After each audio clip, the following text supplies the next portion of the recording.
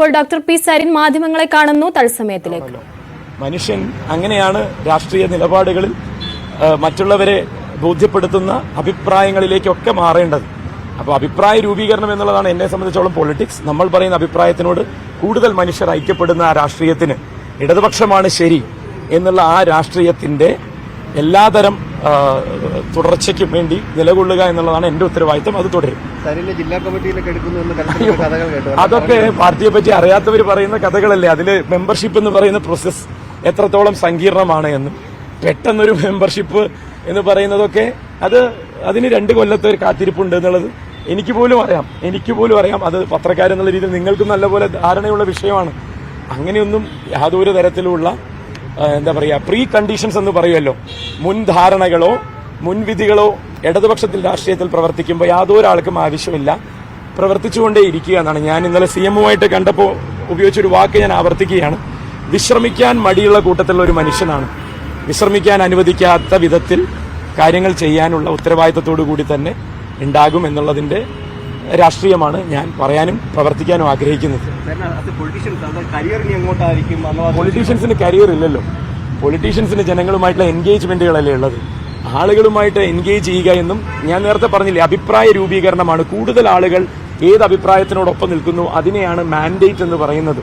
ആ മാൻഡേറ്റ് ആണ് തെരഞ്ഞെടുപ്പ് രൂപത്തിലും അല്ലാതെയും ഉണ്ടാവുക. ഒരുപക്ഷെ ജനവിധി മറിച്ചാവുകയും അഭിപ്രായത്തിൽ ഒരു പാർട്ടി മുന്നിൽ നിൽക്കുകയും അങ്ങനത്തെ സാഹചര്യങ്ങളും ഇന്ത്യയിലും കേരളത്തിലൊക്കെ ഉണ്ടായിട്ടുണ്ട്. ഇനി വരാൻ പോകുന്ന നമ്മുടെ ലോക്കൽ ബോഡി ഇലക്ഷനുമായി ബന്ധപ്പെട്ടും സംസ്ഥാന രാഷ്ട്രീയത്തിൽ അടുത്ത നിയമസഭാ ഇലക്ഷനുമായി ബന്ധപ്പെട്ടും എന്തിനേറെ പറയുന്നു, പാർട്ടിയുടെ സമ്മേളനങ്ങളും കാര്യങ്ങളൊക്കെ വരികയാണ്. കൂടുതൽ വ്യക്തതയോടുകൂടി പുതിയ സമൂഹത്തിന് പൊളിറ്റിക്സ് പറയാൻ എങ്ങനെയൊക്കെയാണോ CPM-നെ പ്രാപ്തമാക്കേണ്ടത് അതാണ് CPM-ന്റെ നയപരിപാടി. ആ നയപരിപാടിയോട് ഒപ്പം നിൽക്കുക എന്നുള്ളതാണ് ഇടതുപക്ഷക്കാരനായ സരിന്റെ ഉത്തരവാദിത്തം. ഞാൻ അതിനെപ്പറ്റി ബോധേഡല്ല.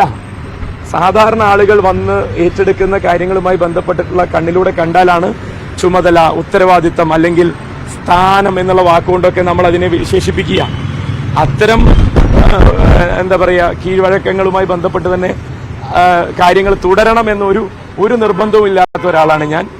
അതുകൊണ്ട് തന്നെ ഞാൻ ഭയങ്കര ഓപ്പൺ ആളുകളുടെ അടുത്താണെങ്കിലും ശരി, പാർട്ടിക്ക് അകത്താണെങ്കിലും കേട്ട് പഠിക്കുക, കണ്ടുപഠിക്കുക, കൊണ്ടുപഠിക്കുക എന്നുള്ളതിന്റെ ആ ശീലത്തിലേക്ക് കാര്യങ്ങളെ മുന്നോട്ട് കൊണ്ടുപോവുക എന്നുള്ളതും. ഒപ്പം ഞാൻ നേരത്തെ പറഞ്ഞ പോലെ പുതിയ കേരളത്തിന് പുതിയ കാഴ്ചപ്പാടുകൾക്കൊക്കെ CPM എന്നുള്ള പ്രസ്ഥാനം എത്രത്തോളം ഒരുക്കത്തോടുകൂടിയാണ് നീങ്ങുന്നത് എന്ന് ഈ വരുന്ന സംസ്ഥാന സമ്മേളനത്തോട് അടുപ്പിച്ചുള്ള അടുത്ത 3 മാസക്കാലം അതിനിർണായകമാണ്. CPM-നെ സംബന്ധിച്ചിടത്തോളം അതിനിർണായകമായ ഒരു രാഷ്ട്രീയ കാലഘട്ടമാണ്. മറ്റുള്ളവരൊക്കെ പൊളിറ്റിക്കലി ഡീആക്ടിവേറ്റ് ചെയ്ത് അവരെ മാറ്റാൻ പോകുമ്പോൾ നമ്മൾ ആക്റ്റീവായി നിൽക്കുകയാണ്. ഏരിയ സമ്മേളനങ്ങൾ നടക്കുന്നു, ജില്ലാ സമ്മേളനങ്ങളിലേക്ക് കടക്കുന്നു, ഇനി സംസ്ഥാന സമ്മേളനം. അപ്പൊ അതൊക്കെ വളരെ പോസിറ്റീവായി പൊതുസമൂഹത്തിൽ ഒരു ഇമ്പാക്ട് ഉണ്ടാക്കുമെന്നാണ് ഞാൻ മനസ്സിലാക്കുന്നത്. താങ്കൾ കാണുന്നത് ഒരു സാധാരണ അംഗമായി പ്രവർത്തിച്ച് മുകളിലേക്ക് വരാം. ഞാൻ കോൺഗ്രസിൽ എനിക്ക് കോൺഗ്രസിൽ പ്രത്യേകിച്ച് ഒരു പദവി ഉണ്ടായിരുന്നില്ല. ഞാൻ കോൺഗ്രസിന്റെ ഡിജിറ്റൽ മീഡിയ സെൽ ഉത്തരവാദിത്തം എന്നുള്ള രീതിയിൽ കൈകാര്യം ചെയ്ത ഒരാൾ മാത്രമാണ്. അപ്പൊ അതുകൊണ്ട് തന്നെ ഉത്തരവാദിത്തങ്ങളാണ് ഞാൻ എൻജോയ് ചെയ്യുന്നത്, പദവികളല്ല എന്നുള്ളത് വളരെ കൃത്യമായിട്ട് എന്റെ ജീവിതം കൊണ്ട് ബോധ്യപ്പെടുത്തിയതാണ്. കുറെ വിമർശനങ്ങൾ പാലക്കാട് ഉപതെരഞ്ഞെടുപ്പ് തോൽവിക്ക് ശേഷം പി സരിൻ മാധ്യമങ്ങളെ കാണുകയായിരുന്നു. ഇനിയും ഇടതുപക്ഷത്തോടൊപ്പം തന്നെ എന്ന ഉറച്ച നിലപാടിൽ തന്നെയാണ് പി സരിൻ. മറ്റു വാർത്തയിലേക്ക്